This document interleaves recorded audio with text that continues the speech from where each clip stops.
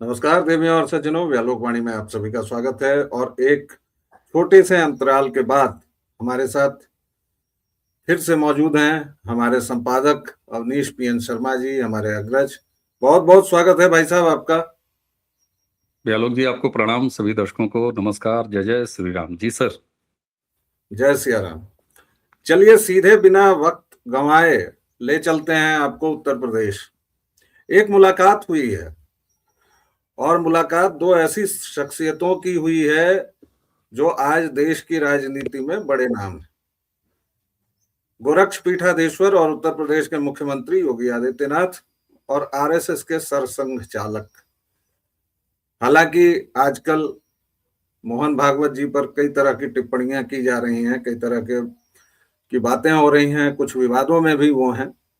लेकिन लंबी मुलाकात हुई और उस मुलाकात के क्या निहितार्थ हैं, क्या समझा जाए, क्योंकि हम और आप कई बार चर्चा में ये बात कर चुके हैं, ये जानते हैं कि योगी आदित्यनाथ मूलतः भाजपा या संघ के नहीं है। हाँ, वो आज किसी भी भाजपाई से बड़े भाजपाई हैं, किसी भी संघी से बड़े संघी हैं, लेकिन जो उनका कोर रहा है वह सन्यासी हुए। गोरक्षपीठ से उन्होंने अपनी राजनीति की शुरुआत की, हिंदू युवा वाहिनी बनाई।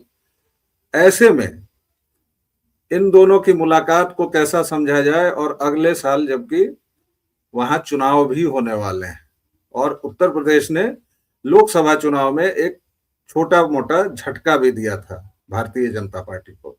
जी बिल्कुल। और ये कौन सी मुलाकात है, मतलब कितनी मुलाकात है?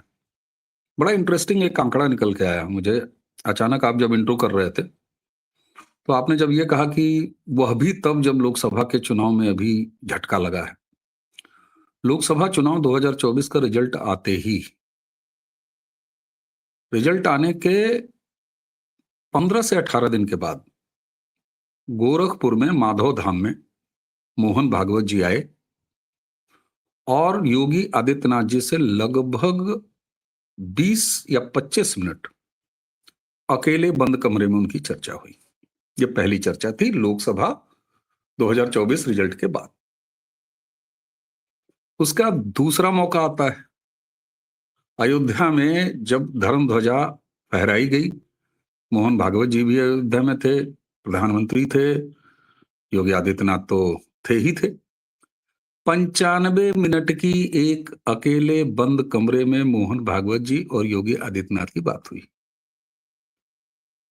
और अब इसके बाद जब संघ के शताब्दी वर्ष में लखनऊ विश्वविद्यालय में कार्यक्रम था, 2 दिन प्रवास था मोहन भागवत जी का। आज जब हम आप बात कर रहे हैं तब भी भागवत जी उत्तर प्रदेश में हैं और मेरठ में।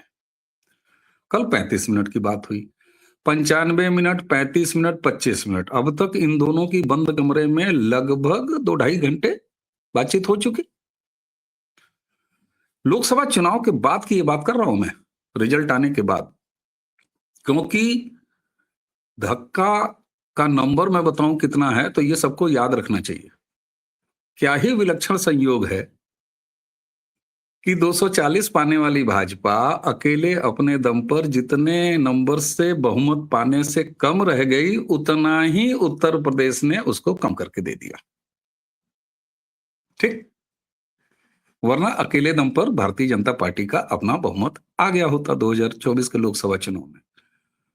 हम लोग इस पर नहीं जाते हैं कि वो कैसे हुआ, डेंट कैसे लगा, तमाम तरह की बातें हो गई। बहुत ज्यादा गंगा जमुना सब बह के निकल गई हैं, आबे जमजम तक बह के निकल गया है, उस बात से छोड़ दीजिए।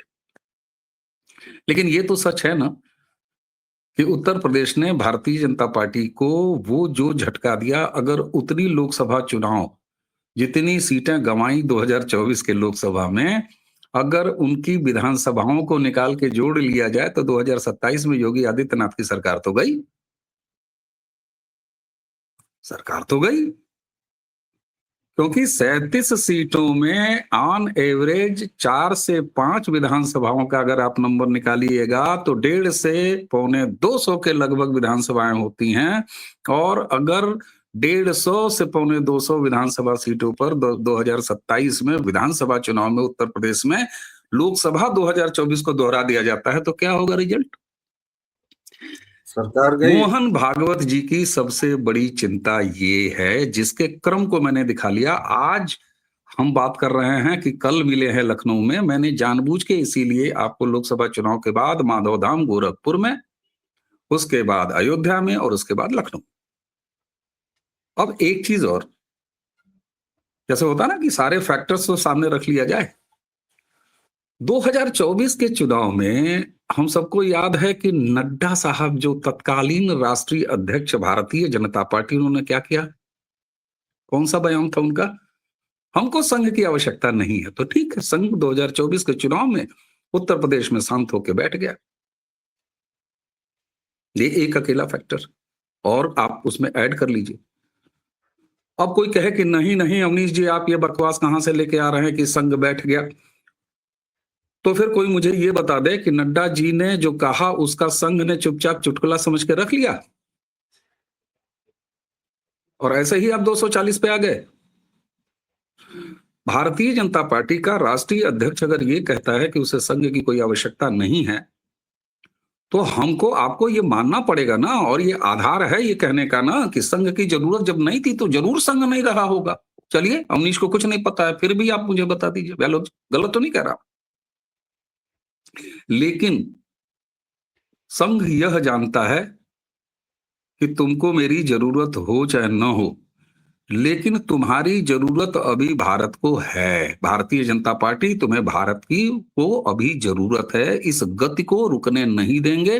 तुम्हारा कोई औड़म बौड़म टाइप का राष्ट्रीय अध्यक्ष कोई अकलोली बकलोली कर दे, यही कारण है कि जैसे ही लोकसभा चुनाव का रिजल्ट आया, योगी आदित्यनाथ से पहली मुलाकात होती है मोहन भागवत जी की।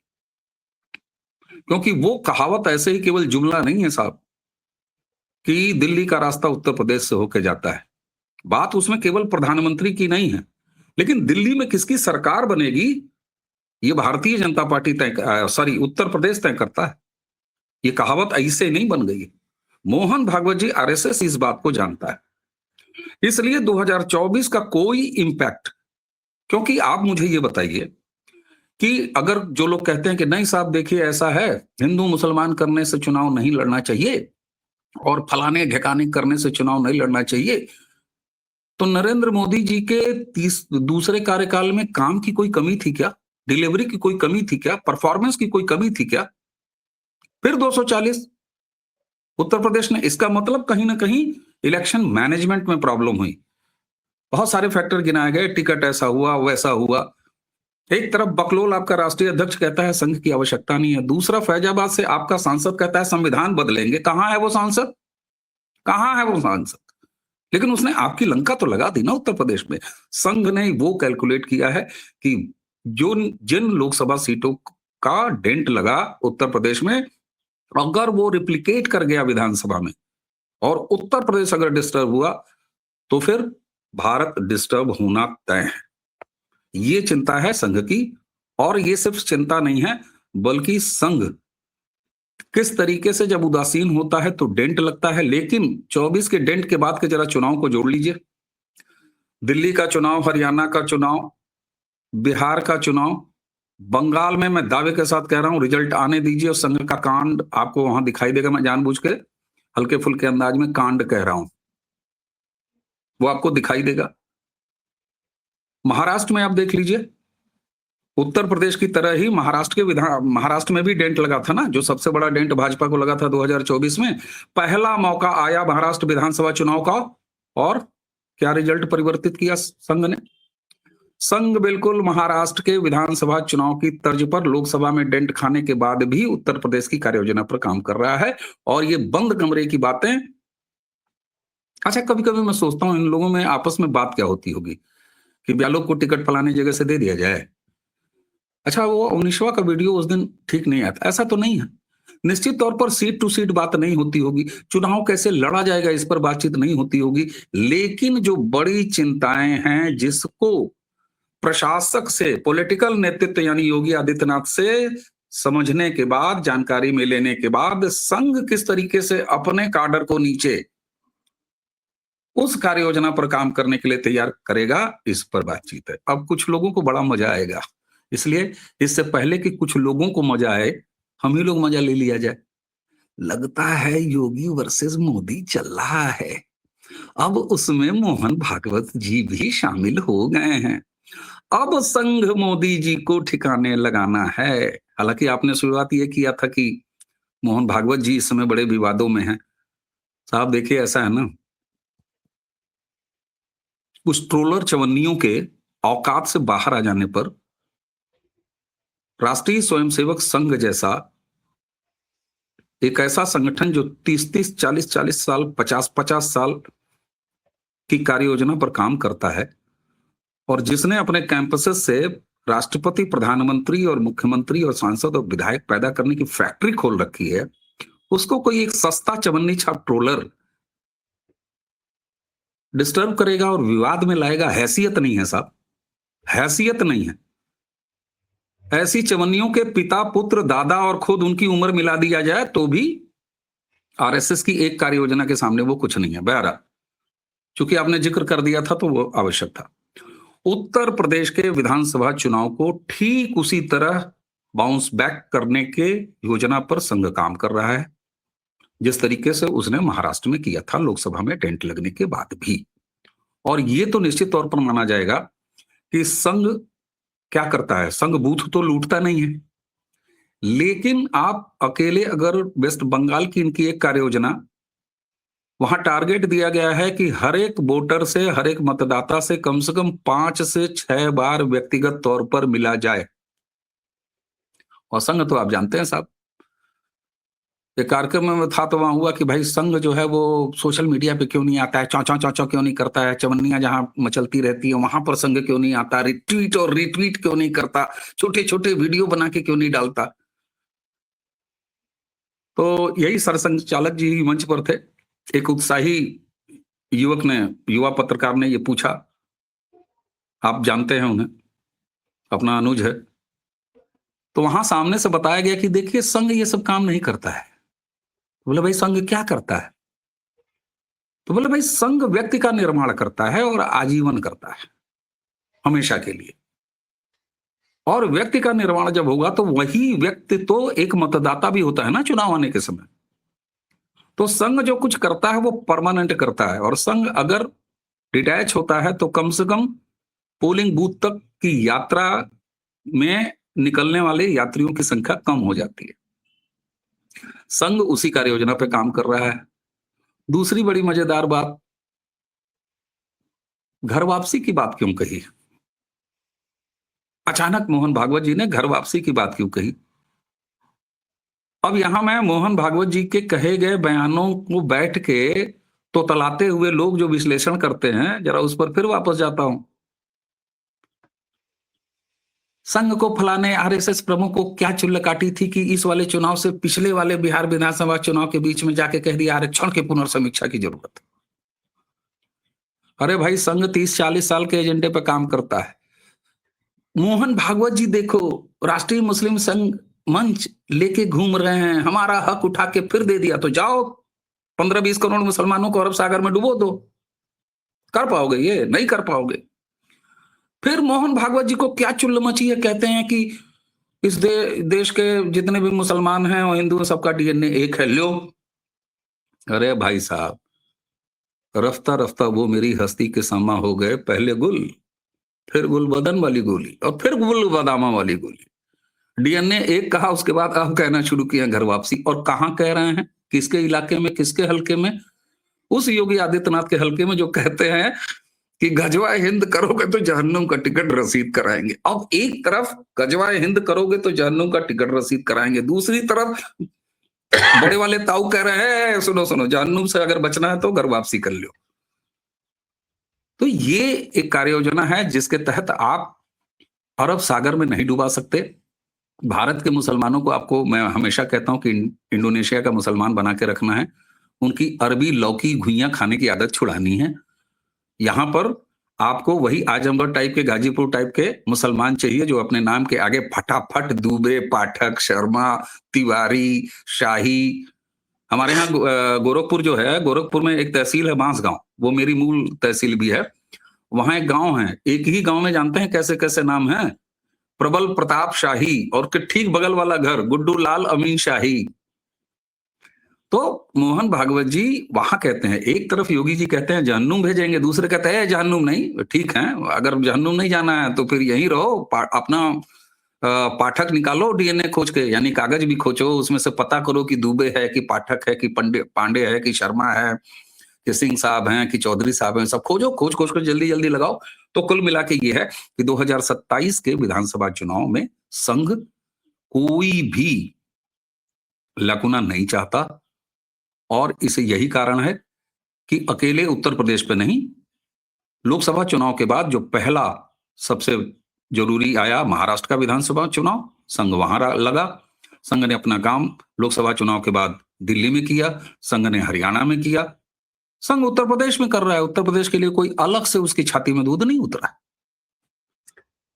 आपने इतने विस्तार से सारे मसले बता दिए, सारे पॉइंट्स रख दिए कि अब जरा आपके शब्दों में कुछ सस्ती चवन्नियों वाली बात की जाए। आपको नहीं लगता कि कंफ्यूजन पैदा होता है इससे? आपने दिखाया कि भाई पहले कहा डीएनए, फिर कहा कि इधर आ जाओ, अब उसी में लखनऊ यूनिवर्सिटी में गो बैक के नारे भी लगते हैं यूजीसी कांड को लेकर। उसी में बिहार में इस बार जो संघ ने किया, मैं मानता हूं कि संघ लगा, और इसी वजह से शायद वो परिवारवादी पार्टी 25 पर इतनी जबरदस्त हार उसकी नहीं होती है अमूमन, क्योंकि जितनी भी सोशल इंजीनियरिंग ये वो कर लीजिए, लेकिन इतने की आशंका या इतने का दावा तो खुद भाजपाइयों को नहीं रहा होगा। लेकिन फिर से वही एक छोटा सा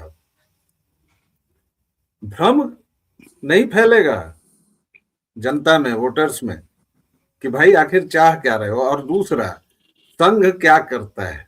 ये तो सचमुच एक डायलॉग आता है संघियों का कि संघ को समझना है तो संघ में जाइए, संघ को मैं नहीं समझ पाया 20 वर्षों में। ऐसा क्या मतलब, कौन सा मतलब ऐसा कौन सा समीकरण है जिसको समझने के लिए मतलब कहाँ जाना पड़ेगा? कहते हैं कि शाखा में जाओ। नहीं, संघ को समझने के लिए मकतब में जाना पड़ेगा।